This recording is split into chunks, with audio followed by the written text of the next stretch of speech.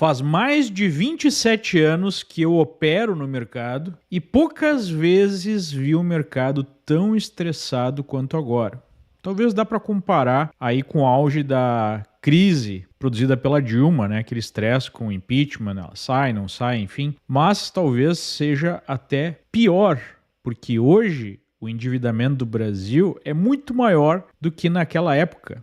E não há perspectiva de troca de comando da presidência. Dia 18 de dezembro, dólar fecha a 6,30. O Tesouro Nacional não teve ofertas para um leilão hoje, em que oferecia mais de 8% de ganho plus inflação. E nós tivemos aí uma queda brutal no mercado de ações, em que o Ibovespa apresenta uma queda de mais de 3%. O que está acontecendo? Há uma perda completa de confiança neste desgoverno, que simplesmente chutou o balde e não tem nenhuma responsabilidade fiscal. O Brasil é um país endividado que precisa de muitos recursos para fechar as contas mês a mês. Se não há sinalização mínima de controle das contas públicas, os investidores não emprestam para o Tesouro. E assim o Tesouro não consegue rolar a sua dívida. Como há a expectativa de aumento do endividamento, do descontrole dos gastos públicos, a inflação aumenta e isso faz com que os investidores busquem lugares mais seguros. O dólar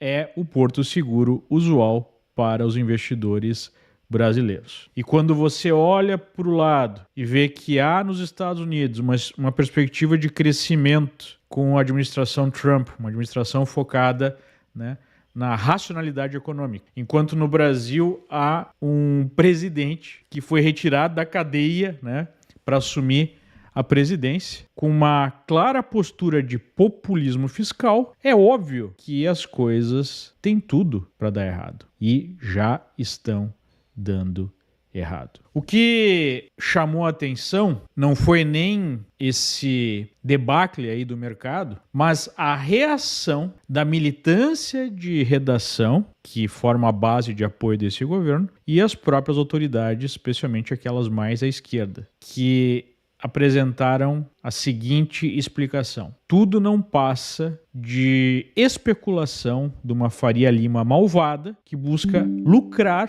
com, né, um ataque especulativo contra o Brasil, contra o real. Isso, obviamente, é uma mentira. É claro que podem ter alguns investidores específicos que devem estar ganhando, né, com essa alta, se tiveram aí a posição correta, apostar no dólar, mas de uma maneira geral o mercado como um todo perde nesse cenário. As empresas valem menos, a sociedade fica mais pobre, todo mundo fica mais pobre. É só observar as ações das próprias instituições financeiras que não param de cair, né? Por exemplo, só nos últimos dias o Bradesco perdeu 20% do seu valor de mercado. Pegar outros bancos, a mesma história. O que acaba acontecendo? Esses executivos do mercado financeiro têm a maior parte dos seus recursos em ações das suas empresas. Então, a Faria Lima, de uma maneira geral, está perdendo dinheiro. Com a alta dos juros, os títulos que essas pessoas têm em carteira valem menos, os imóveis que essas pessoas têm valem menos. Com a perspectiva de recessão no Brasil, tudo perde valor. Então é simplesmente um absurdo, mas essa reação só demonstra a mentalidade totalitária que se instalou no país. Vejam aqui alguns exemplos que eu vou apresentar para vocês. Zeca Dirceu, filho do Zé Dirceu, um exemplo, né, de homem público, abriu inquérito contra a chamada Faria Lima. Bom, em primeiro lugar que deputado não abre inquérito, pode no máximo fazer uma queixa-crime para a polícia, a fim de identificar quem são as pessoas físicas ou jurídicas responsáveis pela prática de possíveis crimes contra o mercado de valores imobiliários, especialmente por meio da manipulação do câmbio.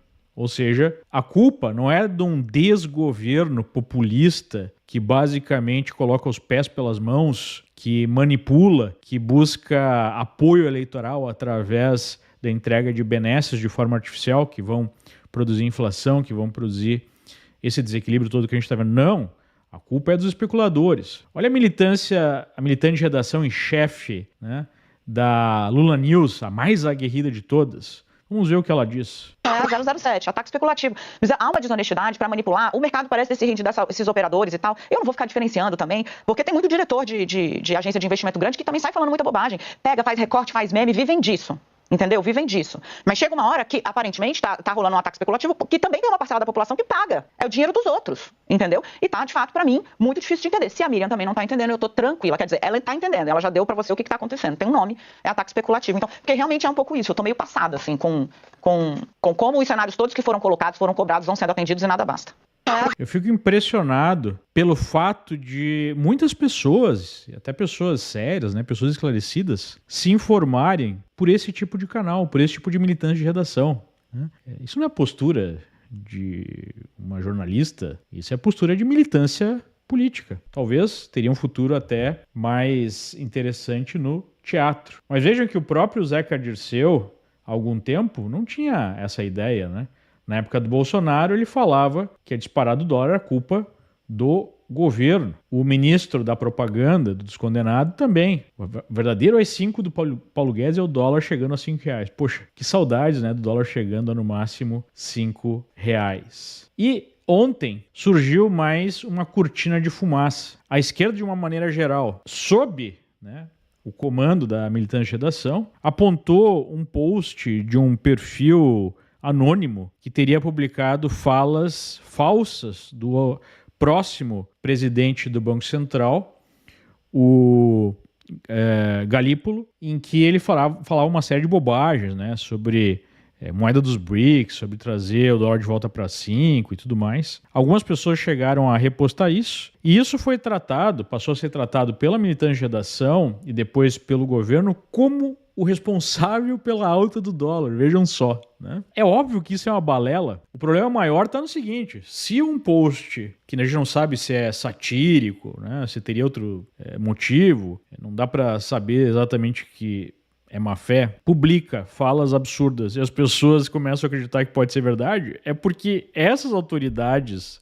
brasileiras falam apenas bobagem. Então parece ser verossímil, né, quando alguém inventa falas de uma autoridade, porque a gente tem visto um festival de besteiras. Esse é o verdadeiro problema, né? Agora, veja o que acontece. Veja o que acontece. O mesmo ministro da propaganda, demonstrando o caráter totalitário desse governo, vai lá e diz: olha, grave, a indústria de fake news está trabalhando para a alta do dólar. Segundo a apuração da Globo News, um perfil vinha divulgando aqui no X uma série de declarações falsas atribuídas a Galípolo. Influenciadores do setor financeiro repercutiram as mentiras, causando pânico no mercado e fazendo o dólar disparar ontem. Ou seja, um post de um perfil anônimo qualquer, com alcance baixo, seria responsável pela alta do dólar. O perfil de fake news foi apagado, mas os criminosos, veja, não sabe se é sátira, se era uma piada, já são criminosos, serão encontrados e responsabilizados. A internet não é terra sem lei e quem comete crimes contra o Brasil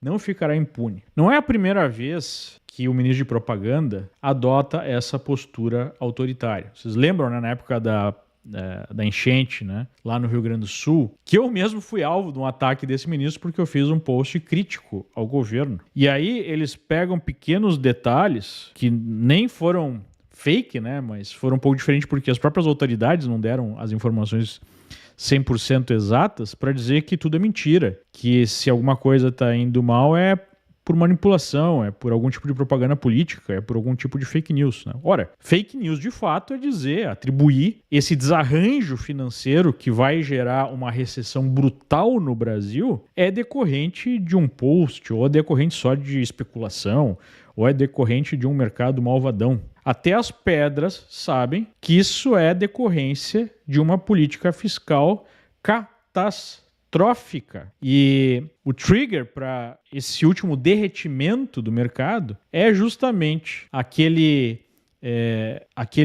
movimento do ministro Haddad de ir até a TV, chamando uma cadeia nacional, para falar de corte de impostos para quem ganha até R$5.000, como principal ponto aí da proposta fiscal, né? Demonstrando que o governo está mais preocupado com populismo fiscal do que, de fato, em controlar as contas públicas. Esse é o motivo por trás do nosso desastre. Há uma desconfiança que só aumenta. E para piorar a situação, para deixar tudo ainda mais difícil, hoje, aqui nos Estados Unidos, o Banco Central americano, já prevendo uma economia mais ativa, mais aquecida por conta de políticas pró-crescimento do Trump, anunciou que vai cortar os juros num ritmo mais lento a partir do próximo ano. Ou seja, isso gera uma expectativa de dólar mais forte e acaba colocando mais combustível na alta do dólar frente ao real. Então, nós vamos nos direcionando para uma grave crise econômica que está em cima de uma grave crise política. E essa crise política o mercado ainda não colocou na conta. Eu explico. Na época da Dilma, quando a economia foi destruída, e na verdade a gente nunca se recuperou daquilo, quando a gente começou a se recuperar daquilo, depois da eleição do Bolsonaro veio a pandemia, né, e dificultou as coisas sobremaneira. Mas quando aconteceu aquilo,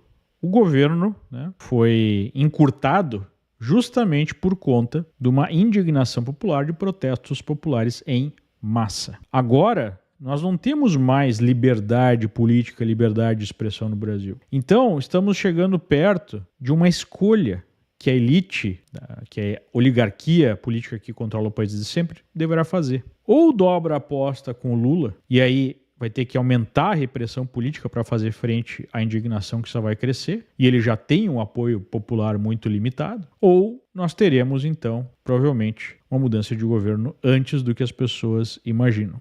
É uma coisa ou outra. Ou o Brasil vai entrar num modelo político realmente, né, repressivo, em que não haverá mais o mínimo de liberdade, ou, se tiver liberdade, não vejo como esse governo durar.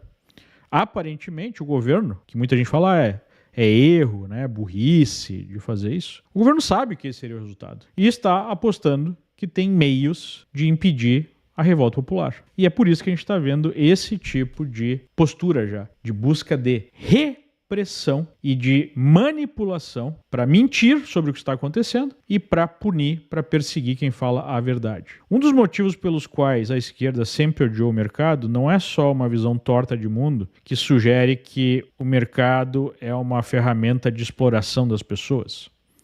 Não é só isso, talvez nem seja o principal. A esquerda odeia o mercado, especialmente o livre mercado, porque o livre mercado você não tem como enganar. Se o mercado é livre, o preço vai repercutir a realidade dos fatos. Se o governo entra, né, numa postura de irresponsabilidade fiscal, o dólar vai subir, a bolsa vai cair, os juros vão aumentar. E é por isso que os governos de esquerda odeiam o mercado, porque não tem como enganar o mercado. E aí o que usualmente eles fazem? Eles buscam controlar o mercado, eles buscam intervir no mercado, justamente para fazer de conta que as coisas estão bem. Como isso poderia ser feito no Brasil? Tem várias formas, né? O próprio Lula, e foi um desses motivos do aumento do estresse do mercado, disse numa entrevista logo após a sua cirurgia que o único problema do Brasil é o juro muito alto, ou seja, sugerindo que iria intervir na taxa de juros decidida pelo Copom. O problema é que o Banco Central brasileiro não tem um mandato como o Banco Central americano, europeu ou japonês de intervir de forma mais ampla no mercado, ou seja, ele pode definir as taxas de curto prazo, mas não consegue decidir as taxas de longo prazo, porque não tem essa capacidade de ficar comprando emissões do Tesouro sem limite. Então é uma capacidade limitada de intervenção neste momento, só que as regras podem ser modificadas nesse sentido e esse é um receio do mercado. Uma outra forma de intervir no mercado, e seria uma forma até mais deletéria, seria simplesmente queimar as reservas brasileiras para tentar segurar o câmbio por mais tempo, de forma artificial, talvez até para garantir uma reeleição aí do Lula ou fazer o próximo presidente, caso ele não tenha condições de saúde. Hoje, o que separa o Brasil do caos completo, senão a gente já estaria vendo o câmbio a 10, a 11 ou mais, é justamente as reservas cambiais. Nós temos mais de 360 bilhões em reserva antes das últimas intervenções. Agora, se essas reservas começam a ser queimadas, rapidamente elas se esgotam e a gente não tem mais essa âncora cambial. Então, há ferramentas que podem ser utilizadas para fazer intervenções no mercado, há a possibilidade de bloquear a saída de capitais, por exemplo, aumentando o IOF, essa é uma das formas de fazer isso, mas nada disso será capaz de impedir o agravamento da crise. A única coisa capaz de impedir o agravamento da crise, e a cada dia que passa e a confiança do mercado diminui, seria produzir um choque, né, de corte de despesas, coisa que politicamente não parece que vá acontecer. E o próprio Congresso já demonstrou que está muito mais preocupado em defender as emendas dos parlamentares do que efetivamente em manter a responsabilidade fiscal. Então não sobrou ninguém para garantir a ordem, e é por isso que a gente está vendo esse completo desespero. Então a decisão basicamente será: teremos um país ainda mais repressivo, ainda menos livre, ou o mercado vai mostrar para o povo o desastre que foi tirar um sujeito da cadeia e colocar na presidência da República?